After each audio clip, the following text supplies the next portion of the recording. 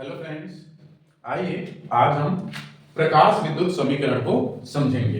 प्रकाश विद्युत समीकरण को समझने से पहले हम सबसे पहले समझने वाले हैं प्रकाश विद्युत प्रभाव को, दूसरा कार्यफलन और तीसरा देहली आवृत्ति को। इन तीनों चीजों का जरूरत हमें पड़ने वाला है। तो सबसे पहले हम समझते हैं कि प्रकाश विद्युत प्रभाव होता क्या है। यहां पर देखो जुड़ा है प्रकाश, ये है विद्युत। इन दोनों से हमें एक कॉमन सेंस लगाना है कि प्रकाश और विद्युत मतलब कि कहीं ना कहीं इलेक्ट्रॉन और प्रकाश का खेल यहां पे हो रहा है। इसके लिए हम एक धातु की सतह लिए, सपोज मान लो कि ये हमारे पास एक धातु की सतह है, ये हमारे पास एक धातु है। इस धातु पर हमने क्या किया, प्रकाश को आपतित किया या प्रकाश को भेजा। जब प्रकाश को यहां पे भेजा गया तो हुआ क्या, यहां की जो इलेक्ट्रॉन है वो इलेक्ट्रॉन उस ऊर्जा को ग्रहण किया और ग्रहण करके एक्साइटेड हो गया। एक्साइटेड होने के बाद में ये जो इलेक्ट्रॉन है इस धातु की सतह को छोड़ करके वो बाहर निकल गया। ठीक, क्या हुआ, एक हमारे पास धातु था, धातु पर हमने क्या को भेजा, प्रकाश को भेजा। प्रकाश को भेजा तो प्रकाश को हम यहां पर लिख देते हैं E बराबर एच न्यू। E बराबर एच न्यू लिखे हैं, इसका मतलब यह है कि इस प्रकाश की जो ऊर्जा है वो कितनी है, एच न्यू है। ठीक है, अब देखो, अच्छा एच न्यू। अब यहां पर हम एक चीज देख रहे हैं कि जैसे ही प्रकाश इस धातु की सतह पर पड़ा, यहां की जो इलेक्ट्रॉन है उस प्रकाश को ग्रहण किया। ग्रहण करने के बाद में उसकी ऊर्जा बढ़ गई। ऊर्जा बढ़ गई इसका मतलब है कि वो उस धातु की सतह को छोड़ करके बाहर निकल गई। तो इस घटना को हम प्रकाश विद्युत प्रभाव कहते हैं। कौन सी घटना को, तो किसी धातु की सतह पर प्रकाश का पड़ना और प्रकाश के पड़ने के कारण इलेक्ट्रॉन का बाहर निकल जाना। कहां से निकलना, तो धातु की सतह से इलेक्ट्रॉन का बाहर निकल जाना प्रकाश विद्युत प्रभाव कहलाता है। ठीक, अब यहां पर एक बात है कि प्रकाश विद्युत प्रभाव तो हो रहा है, हमें भी पता है, लेकिन क्या यहां पर हम एकदम धीमी धीमी प्रकाश को भेज दें, जैसे शाम के समय में होता है वैसे ही एकदम धीमी धीमी प्रकाश को भेज दें, तो क्या इससे इलेक्ट्रॉन निकलेगी? इन्हीं सब सवालों का जवाब हमें देता है ये कार्यफलन। कार्यफलन क्या को बताता है, चलो देखते हैं। ये इलेक्ट्रॉन है, सॉरी ये हमारे पास धातु है। इस धातु की सतह पर क्या पड़ी, धातु की सतह पर पड़ी प्रकाश।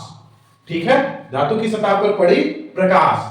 अब प्रकाश पड़ने के बाद में क्या तुरंत से उस इलेक्ट्रॉन का एक्साइटेड होना जायज बात है, या क्या प्रकाश पड़ते ही वो इलेक्ट्रॉन धातु की सतह से बाहर निकल जाएगा? तो नहीं, ऐसा नहीं होता है। इस इलेक्ट्रॉन का कंडीशन है। कंडीशन क्या है कि मुझे एक फिक्स अमाउंट में ही ऊर्जा चाहिए।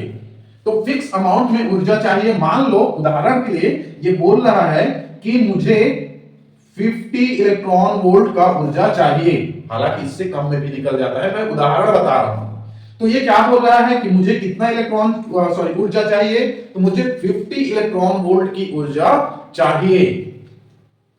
अब यदि ये प्रकाश जो आ रहा है, यदि ये इसको 10 इलेक्ट्रॉन वोल्ट का ऊर्जा दे दे, तो क्या इलेक्ट्रॉन बाहर निकलेगा?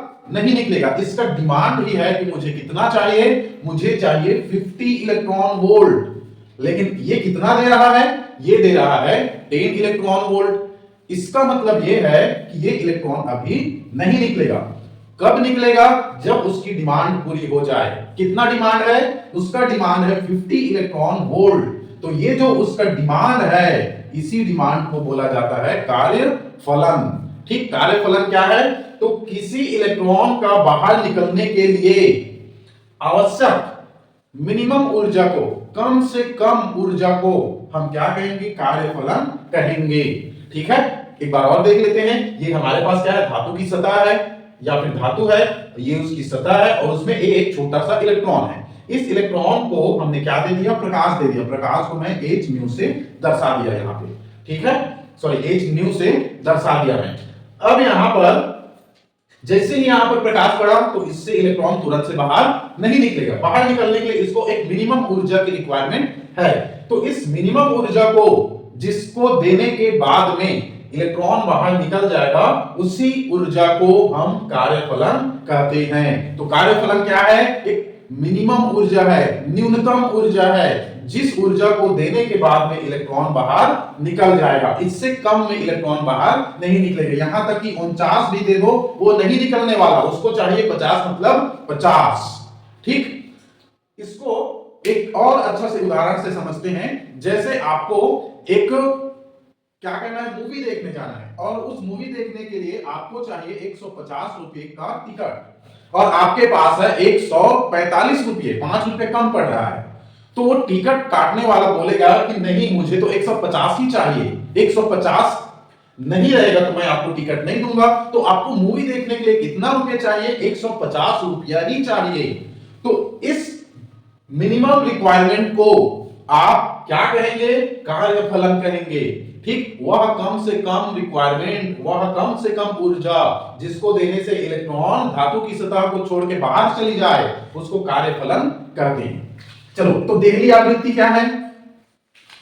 तो यहां पर फिर एक बात आई, हमने क्या किया? इलेक्ट्रॉन को दे दिया प्रकाश। क्या दिया?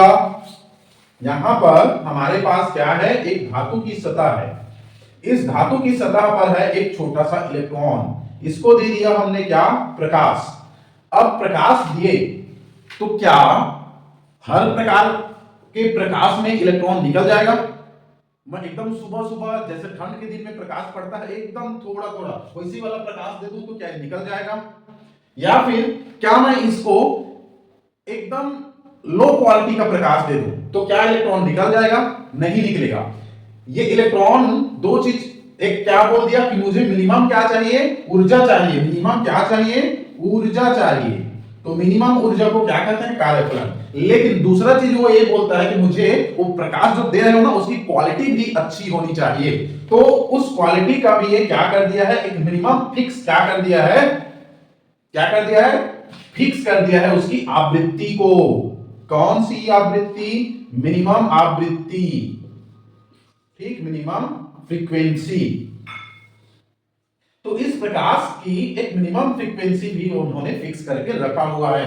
तो ये जो धातु की सतह के इलेक्ट्रॉन है वो क्या बोलता है कि मुझे निकलने के लिए एक मिनिमम आवृत्ति की जरूरत पड़ेगी, उस आवृत्ति से पहले मैं नहीं निकलने वाला। जब तक वो मिनिमम आवृत्ति नहीं मिलेगा तो मैं वहां से नहीं निकलूंगा। ठीक, उदाहरण के लिए मान लो इसको चाहिए 10 हर्ट्ज, और 10 हर्ट्ज से कम हम दे दिए 9 हर्ट्ज, तो नहीं निकलने वाला। उसको चाहिए 10 मतलब 10, तो वह कम से कम आवृत्ति, ये उदाहरण था भाई, इसको मत लिख के रखना। ठीक, तो अब देखो देहली आवृत्ति क्या है? मिनिमम आवृत्ति है। किस लिए? इलेक्ट्रॉन को बाहर निकलने के लिए।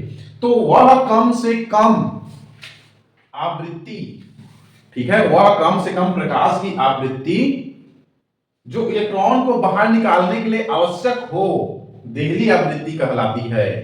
ठीक है, कार्यफलन तो समझ गए, प्रकाश विद्युत प्रभाव भी समझ गए। चलो, ये जो देहली आवृत्ति है इसको हम क्या से शो करेंगे? न्यू जीरो से। ठीक है, देहली आवृत्ति को क्या से शो करेंगे? न्यू जीरो से। कार्यफलन कितना है? कार्यफलन को हम क्या कहेंगे? अब यहां पर कार्यफलन को शो कर सकते हैं हम h न्यू जीरो से। इसको हम देखने वाले हैं। ठीक है, तो चलिए अब हम समझते हैं प्रकाश विद्युत समीकरण को। ठीक है।